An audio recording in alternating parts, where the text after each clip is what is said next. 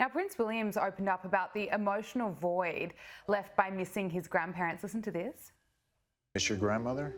I do actually, yeah, I do miss my grandmother and my grandfather. Yeah, it's been quite a bit of change. So you do sort of, you think about them not being here anymore. Yes. And particularly being in Windsor, for me, Windsor is hers. So she loved it here. She spent most of her time here. Showing you around today is very much the case. I'm trying to make sure I'm doing it the way she'd want you to see it. She had her horses here as well, as you can imagine, was a big deal for her. So that's why she loved it here. Andrew, what did you make of that?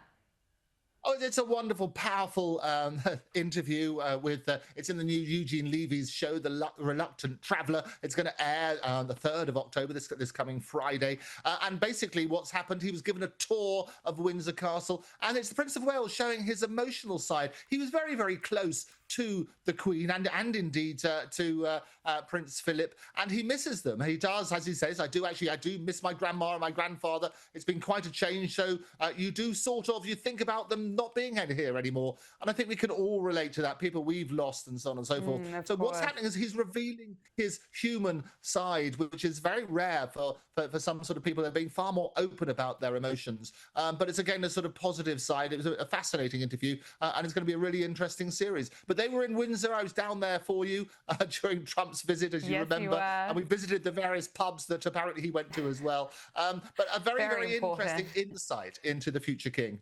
Glad you got to see the pubs. That's crucial indeed. I have one for you. There we go. It's going to be good. Thank you. The things I do in the line of duty for you, you know? It's tough. It is certainly tough. Now, our Prime Minister, Anthony Albanese, has met with King Charles, and he's since ruled out talks of an independence. What more can you tell us about this? Well, we all know what his views are, and King Charles knows what his views are. So he basically, lots of people pressurising him, oh, go on, force him to give it back, get rid of the monarchy. He said, he had a great conversation with Charles. There was a lot of royal rapport. He just said he wouldn't raise the topic. He knows what's going to happen. He had a lovely visit in Balmoral Castle up there. And he says so he's someone who's conscious about Australia's interest, and he's someone who is very aware of what is happening in Australia. And that's certainly true. Basically, now your wonderful Prime Minister, he became the first Australian Prime Minister to visit Balmoral Castle. I think it's since 1993. And you might remember then that Paul Keating paid a visit to Queen Elizabeth then and informed her that he planned to hold a referendum on abolishing the monarchy. What a great welcome that was. So, yeah, thanks. No. Yeah, no, well, I'm glad that there are no talks of independence happening anytime soon. Now, William and Kate, Princess Catherine, they are invited to Australia. They might be heading here after 10 years. I certainly hope so, Andrew. Well, wouldn't that be lovely? There we go. So they've been invited for a tour down under by your Aussie PM. Obviously shared tea with the king. Much better than say, I want to get rid of you. Why don't you bring your son and daughter-in-law? And basically what he said, he was hopeful. And there was a standing invitation. So nothing formal yet, nothing definitely confirmed, but you'll be the first to know. I'll keep you posted. But basically they're hoping it's going to happen in the coming period, a glorious country. And it would be wonderful to get them down there.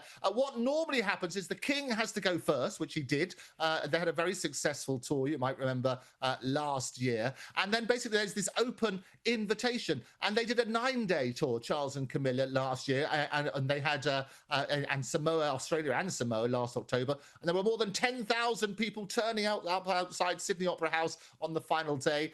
Basically, as I say, the protocol dictates that the new monarch must visit the realm first before the heir to the throne. Okay. That's now happened. And obviously what's going to happen. The last time, interesting, they were there was in April 2014, Prince William and Princess Catherine, when they had a 9-month-old Prince George. And that's what happened. Obviously, George is now 12, and they had Princess Charlotte, who's 10, and Prince Louis, the wonderful Prince Louis, in 7. So it's going to be an interesting sort of visit if it does happen in the not-too-distant future. Oh, we would love to have them. Be very exciting for us.